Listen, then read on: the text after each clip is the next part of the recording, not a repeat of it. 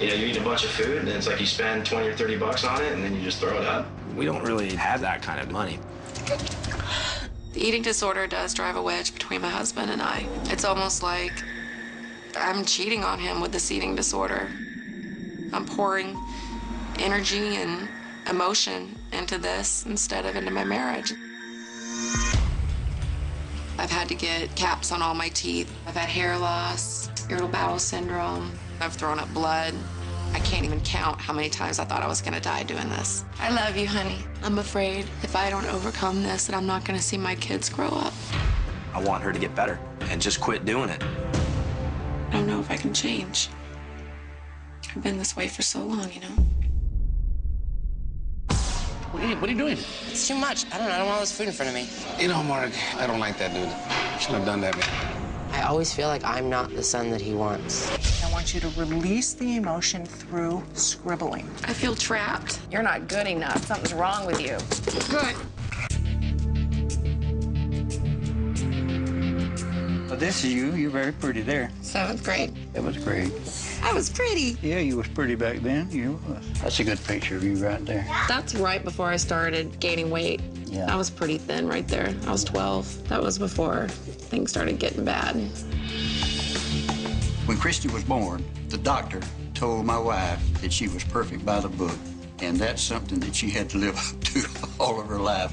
When I hit 12 and started putting on some weight because of puberty, I didn't see anything wrong with it. My mom flipped out. All of a sudden, I wasn't her pretty baby anymore. And she would say horrible things like, "You're a fat ass, and you used to be so pretty." It hurt. What do you do with that? When I was 15 years old, I met a girl that was drop-dead gorgeous. And she told me that she got that way by throwing up. And I knew that was gonna solve all my problems. I lost weight very rapidly, and my mom would just go on and on about how her daughter's losing all this weight. It felt so good. I vowed I would never, ever go back to being that ugly, unaccepted girl again, no matter what I had to do. In March of this year, I lost my mom to cancer. If I could have told my mom how I felt back then, I would have said, "How could you do that to me? I would never do that to my kids." Yay! I have been very blessed. I've got a great family. If it wasn't for the fact that I binge and purge every single day of my life, everything would be wonderful. I've got to face this, and I've got to deal with it, and I've got to get help to do it because I can't do it by myself. I want to change. I want to love myself.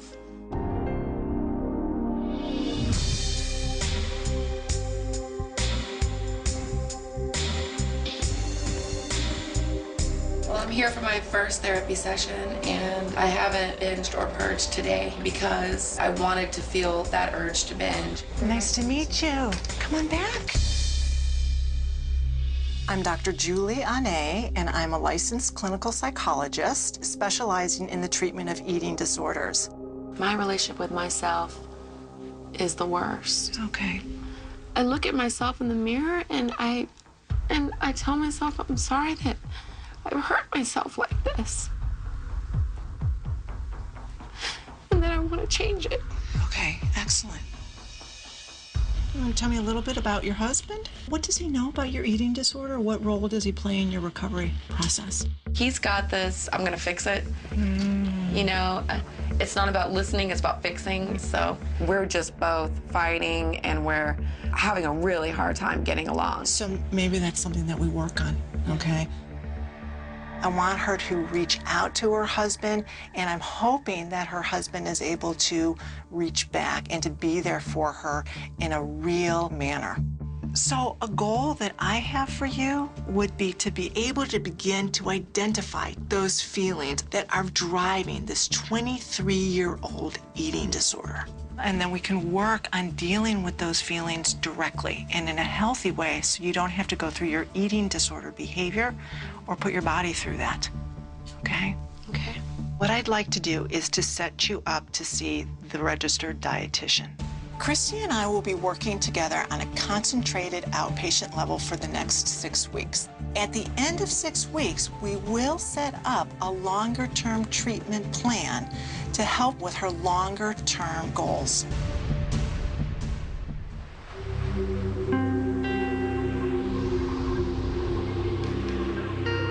I'm getting ready to go into my first therapy session, and I'm feeling very nervous about it.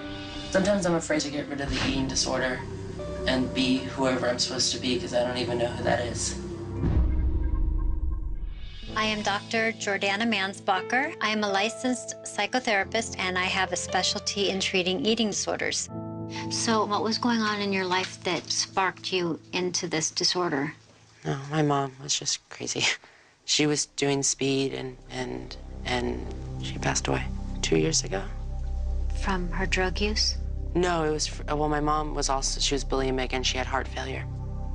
So you know the real repercussions of this eating disorder, and you're still continuing to do it. It makes me feel safe.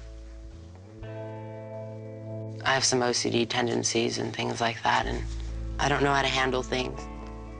I don't know how to talk to people. I don't know how to keep people around. And so this is what I have. And your dad? He makes me feel like what I'm doing isn't good enough, so I stopped talking to him about it, too. We have a lot of work to do, and I have a lot of hope for you. Because you're sitting here on my couch and you're bearing your soul. A goal I'd like to work on with you over the next 6 weeks is talking about your dad and your relationship with him. Would you be open to bringing him into therapy? We can try, yeah. Okay. Another goal is working on your OCD behaviors, thoughts that food is dirty. I think I'm going to work with Rachel, the nutritionist, to devise a plan for Mark so that he gains more control over his rituals.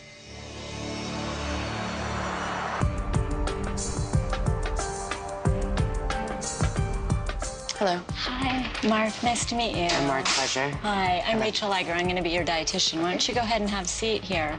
I'm Rachel Liger. I'm a registered dietitian. I've been in practice with eating disorders for about 11 years.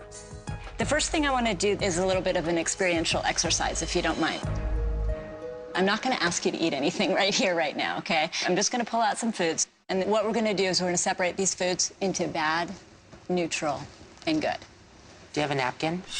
Yeah, I probably do have something in here. Today, when Mark came to my office, he was in his restricting mode. In his history, I read that he feels like the calories leach through his skin. Here, I could take this out. The other way around.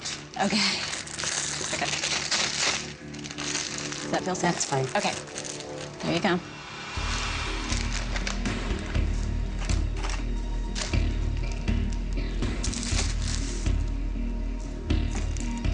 Water is bad?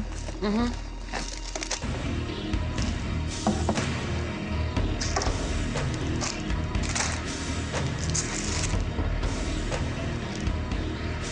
A banana is bad?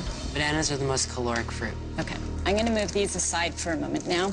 And I want you to be real honest with me and rate your anxiety having those foods in front of you.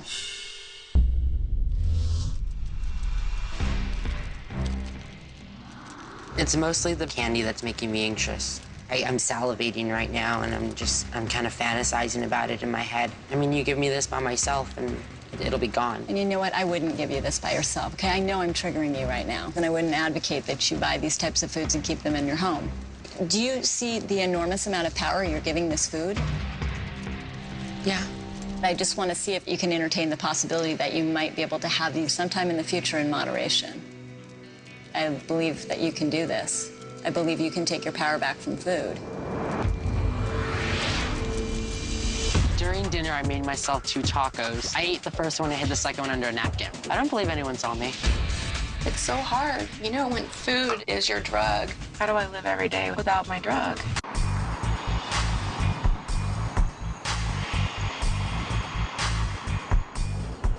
Right now, we're on my way to my father's house to go have dinner.